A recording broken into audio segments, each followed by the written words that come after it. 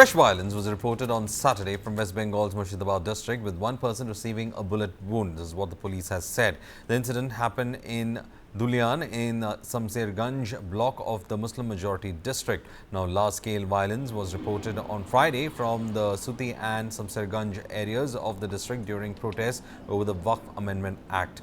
Earlier, DGP Rajiv Kumar briefed the media on the situation in Murshidabad. He requested the people to not fall for rumours and also warned that if anybody will take law into their hands, then they will be dealt with very strongly. Clashes broke out in Murshidabad on Friday during a protest against the Waqf Amendment Act of 2025. Several vehicles, including police vans, were set on fire. Stones were hurled at security forces and roads were blocked. Till now, 118 people have been arrested in connection with yesterday's violence at the Dulyan Samsherganj.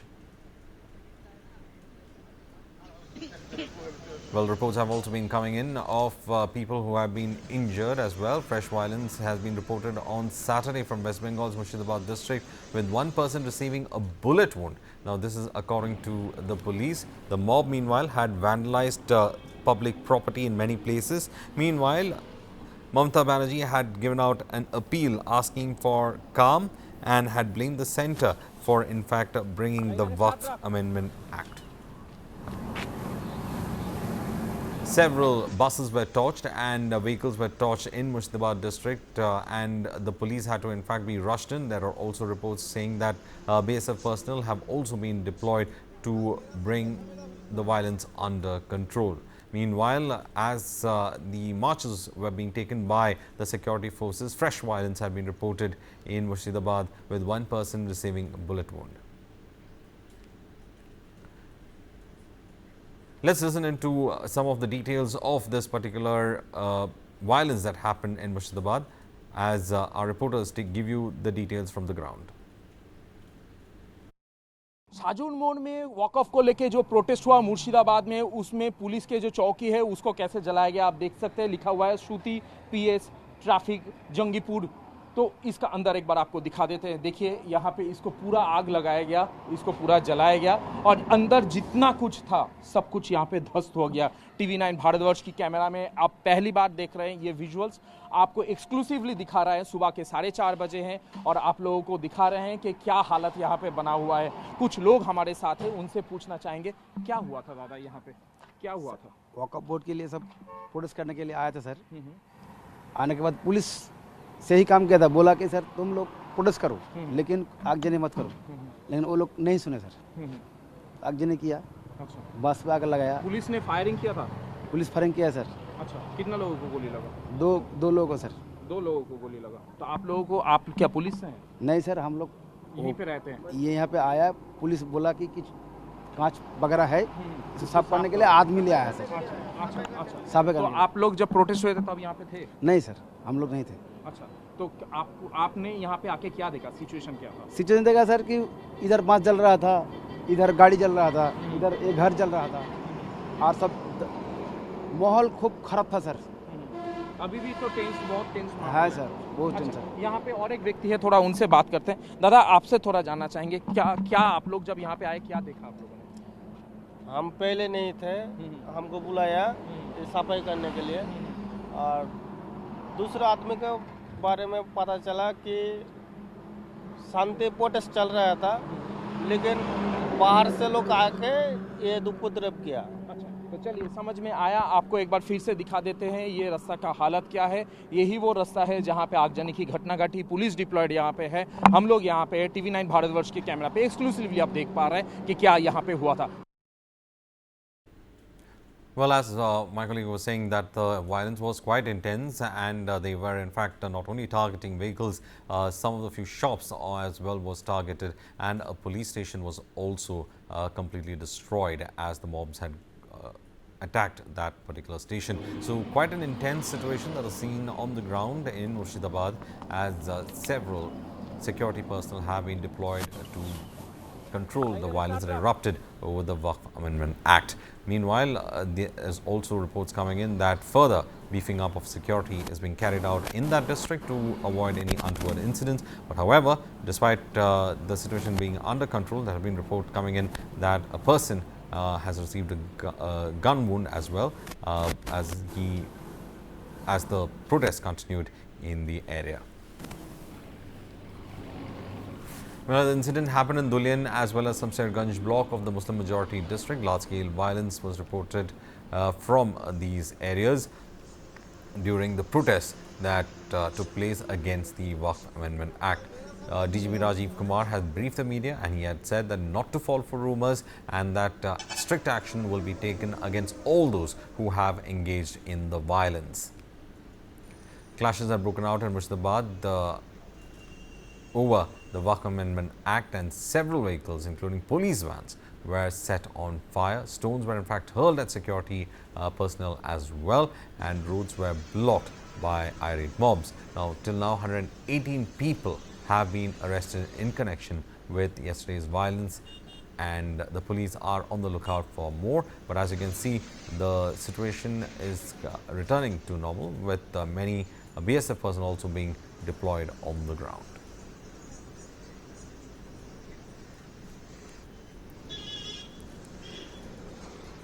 Mamata Banerjee has in fact appealed to the people not to engage in violence and also blamed the centre for bringing in the law. She has in fact said that people should take the path of peaceful protest and that they shouldn't in fact harm those people who are in fact ensuring their safety.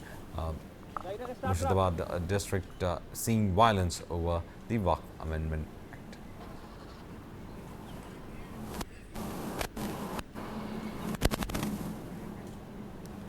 In fact, we are joined on the ground from the Murshidabad area. We have Ravi Datta who's joining us. Ravi Datta, what is the latest status with regard to this violence? And the police have given a very cautious message. They said that don't fall for rumors, never go into unverified news, be careful of what's there on the WhatsApp front as well. So clearly the police giving out a warning, and at the same time Mamata Banerjee giving out the call for peace.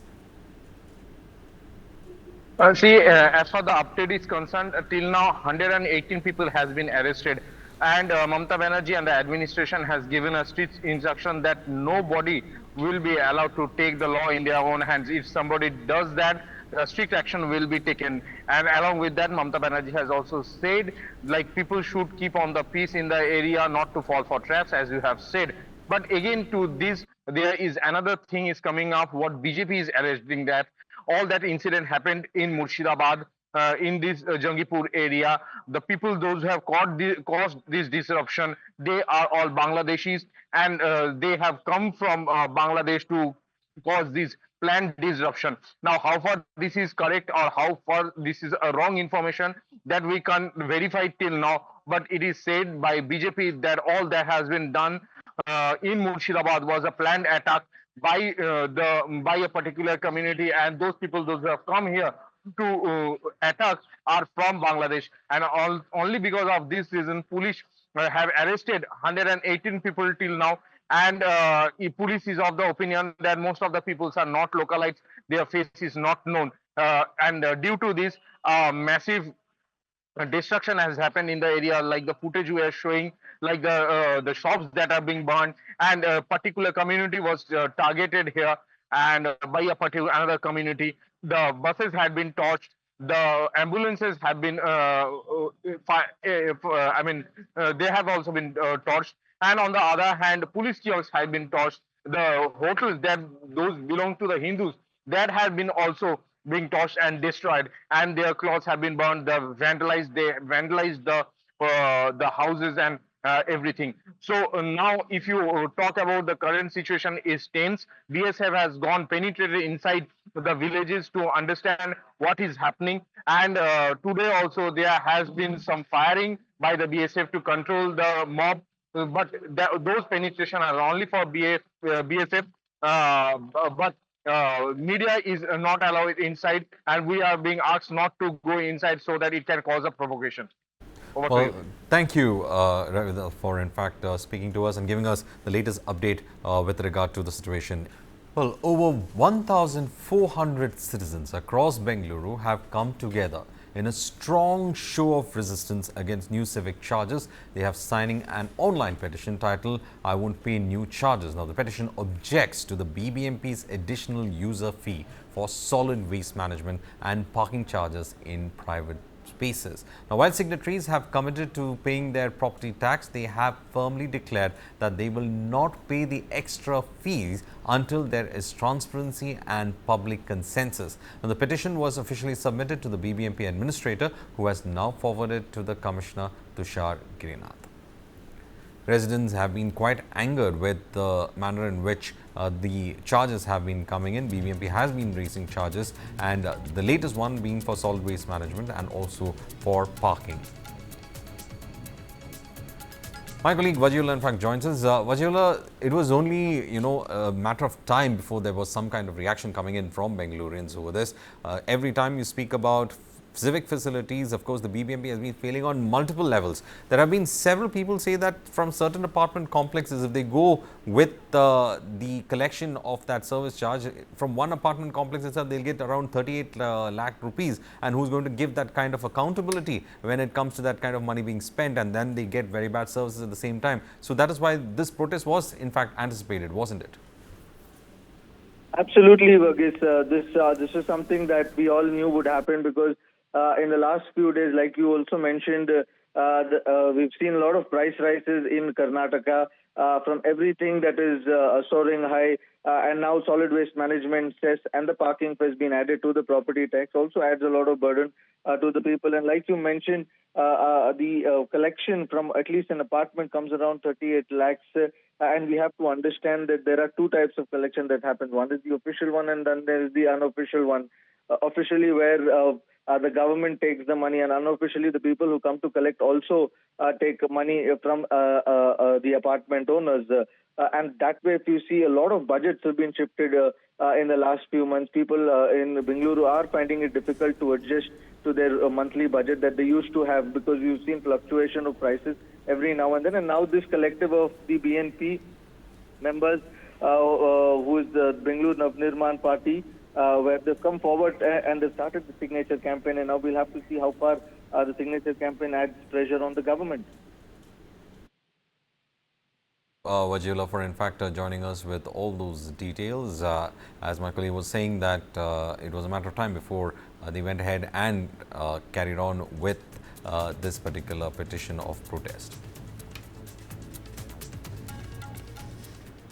Wakaliga Association has opposed the caste census report, calls for fresh survey, and government has set to decide on the caste census report as well. Wakaliga Sangha has given that strong dissent over this particular aspect of the caste census report being tabled in the cabinet as well. Now, the president of the Karnataka Wakaliga Sangha has voiced strong opposition to the impending implementation of the caste census report. Speaking to the media, he reiterated the organization's long-standing resistance to the report prepared by the Backward Classes Commission. They also went on to say that there needs to be a proper survey, and the current survey was conducted way back in 2011, and it cannot be compared to the current scenario. Now, the populations that would have changed from 2011 is what they have said.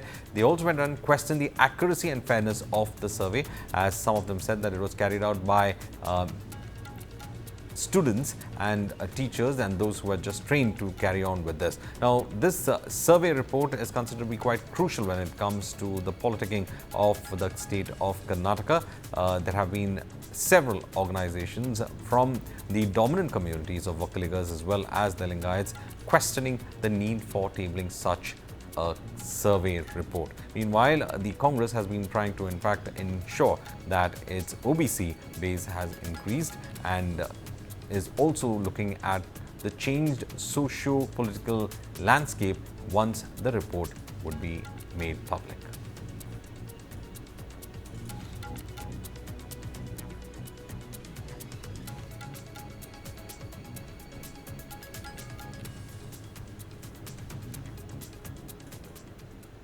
A massive rush for employment led to chaotic scenes in Warangal. A stampede-like situation unfolded near the railway station as thousands of unemployed youth arrived for a mega job mela.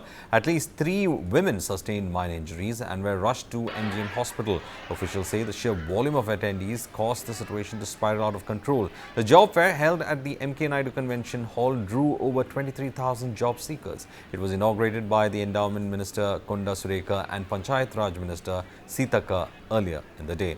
Nearly 60 companies have set up to recruitment booths to fill over 11,000 vacancies. By the end of the day, more than 5,600 candidates were handed appointment letters on the spot, while over 9,000 were shortlisted for final interviews. Authorities now say another round of interviews will be conducted soon to finalize selections. The turnout is being seen as both a sign of hope and desperation, a stark reminder of the urgency surrounding youth unemployment in the state.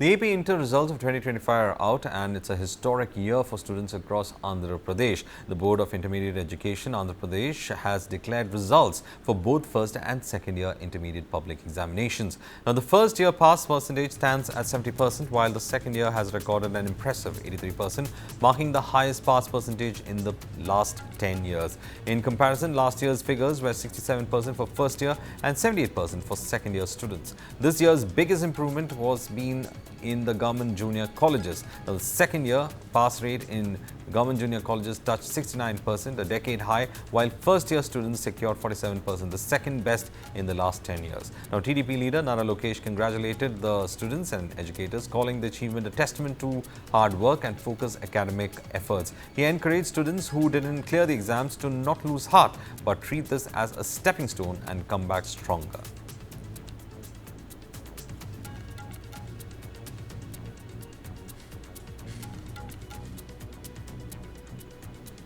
The YSR Congress Party leader and former chairman of the Tirumala Tirupati Devasthanam, Bhumana Karnaka Reddy, made serious allegations against the Andhra Pradesh government, claiming that over 100 cows have died at the TTD cow shelter in the past 3 months owing to neglected mismanagement. Now, Tirumala Tirupati Devasthanam has categorically rejected the rumours circulating on social media about recent cow deaths at the Goshala and clarified that the images of deceased cows being widely shared are not connected to its Goshala.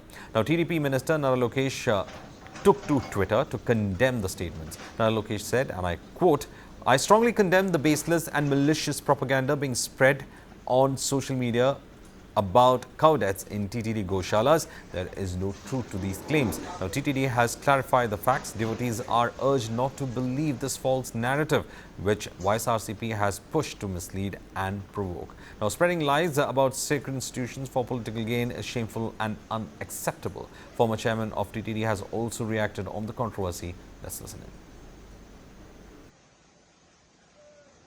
Over 100 cows have died in the TTD Goshala in just 3 months. A shocking and heartbreaking tragedy.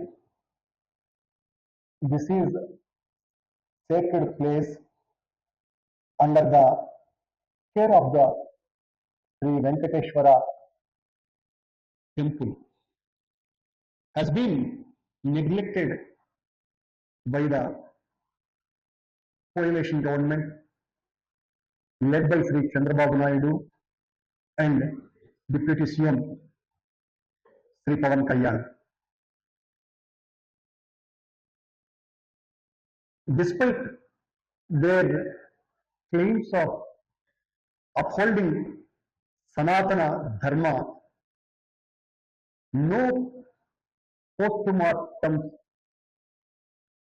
were done and an unqualified officer was appointed to manage the Goshala. Now, in a dramatic political escalation ahead of the no-confidence motion against Visakhapatnam Mayor G. Hari Venkatakumari of YSRCP, corporators from both ND and YSRCP camps are being moved abroad. Now, sources confirm that YSRCP corporators earlier camping in Karnataka have now been shifted to Sri Lanka. Meanwhile, the Telugu Desam party has started flying its corporators to Malaysia after initially housing them in a resort near Bhogapuram. Now, the no-trust vote in the Greater Visakhapatnam Municipal Corporation is scheduled for April 19th, and both camps representatives are leaving no stone unturned to keep their numbers intact. While the NDA claims support of 72 members, it needs 74 votes to win. The Vice RCP with 34 corporators is also relying on ex-officio backing. Now, reports also indicate discontent among some Vice RCP corporators, with a few allegedly skipping the Sri Lanka camp altogether.